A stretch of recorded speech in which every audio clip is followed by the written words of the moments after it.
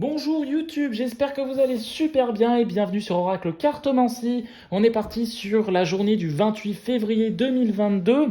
Alors, qu'est-ce que nous réserve cette journée ou cette semaine? Alors, Oracle, évidemment de mon Oracle, le syndrome de la sauveuse. Hop, je vous la montre.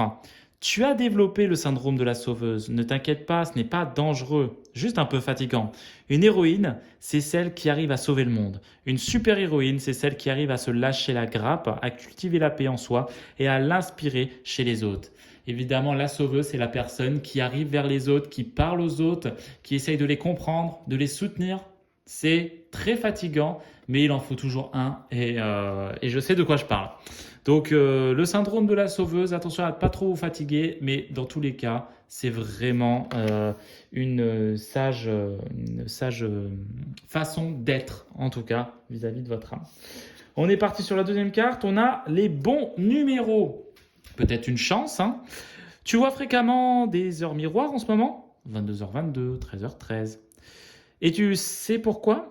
Parce que tu commences à t'écouter au-delà de l'opinion tranchée de tes amis, de ta famille et d'autres personnages importants de ta vie. Tu es de plus en plus en phase avec toi-même. Continue et tu feras des étincelles. Bien évidemment, hein, on est d'accord, les heures miroirs, c'est important et c'est important de s'écouter soi-même. C'est un petit peu aussi vis-à-vis du syndrome de la sauveuse. Vous savez, vous écoutez énormément les autres, mais vous ne vous écoutez pas forcément vous. Et il est peut-être temps de vous écouter vous-même sur des projets, sur autre chose. On va partir sur le petit oracle victorien et après des anges, hein, je vous propose ça, ça peut être sympa. Alors, qu'est-ce que nous avons comme message? Nous avons Dandy. Alors, tac, tac, tac, élève tes pensées pour que tes mots s'envolent avec dignité. Hop, je vais vous la tirer comme ça.